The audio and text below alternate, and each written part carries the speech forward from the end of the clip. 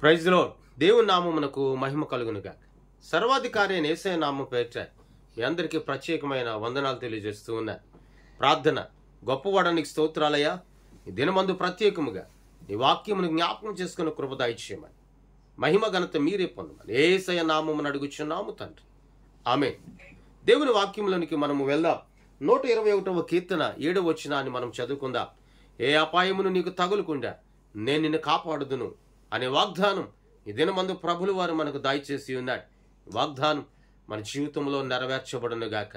ఏ అపాయమును తగులకుండా, ఏ అపాయమును రాకుండా ఆయన మనకు తోడై ఉంటానని సెలవిస్తున్నాడు. నిజమేనండి. నువ్వు నడిచే మార్గంలో, నువ్వు వెళ్ళే త్రోవలో, నువ్వు అడుగు పెడుతున్న ప్రతి చోట కూడా ఏ అపాయము కూడా తగులకుండా రాకుండా ఆయన మనకంటే ముందుగా వెళ్ళి ఆ స్థలమునంతటిని కూడా ఆయన సరళం చేస్తూ ఉన్నాడు.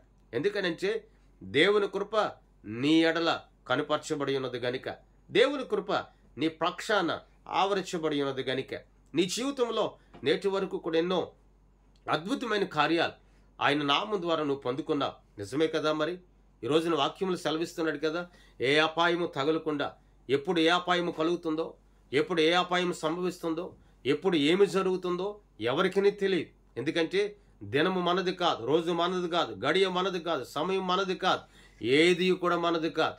ఏ విధమైన అపాయం అనేది కలగకుండా ప్రతి దినము కూడా ఆయన మనకు తోడై ఉంటూ ఉన్నాడు. మనల్ని కాస్తూ ఉన్నాడు, మనల్ని కాపాడుతూ ఉన్నాడు.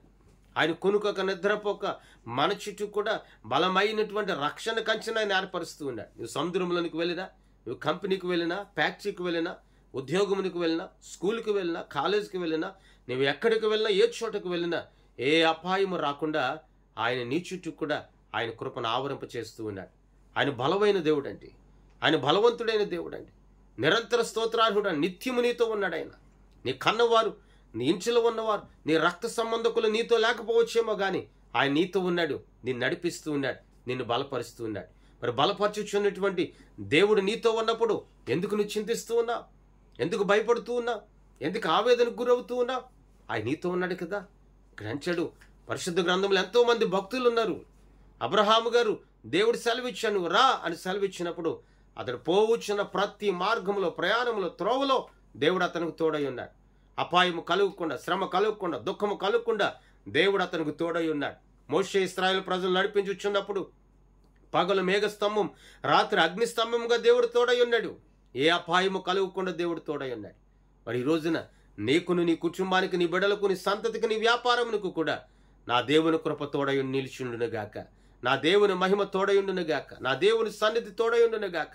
దేవుని వాక్యం సెలవిస్తున్నాడు. ఏది రాదో, ఏ అపాయము కలుగదు, ఏ శ్రమ కలగదు, ఏ దుఃఖము కలగదు. ఎందుకంటే నేను నీకు తోడయున్నాను అని సెలవిస్తున్నాడు.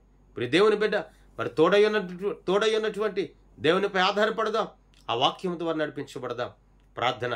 గొప్పవాడానికి స్తోత్రాలయ్యా. ఈ ఉదయకాల సమయమందు ఈ వాగ్దానం మా జీవితంలో నీరు కట్టి నెరవేర్చబడును గాక. వాగ్దానం ద్వారా నడిపించబడదుముగా. తోడయండి, శక్తిని దాచి, ఆరోగ్యం దాచి, బలపరచమని ఆశీర్వదించమని యేసయ్య నామమున అడుగుచున్నాము తండ్రి. ఆమేన్. దేవుని కృప మీ అందరికీ తోడయండి నడిపించును గాక. ఆమేన్. మీ అందరికీ వందనాలు తెలియజేస్తూ ఉన్నా.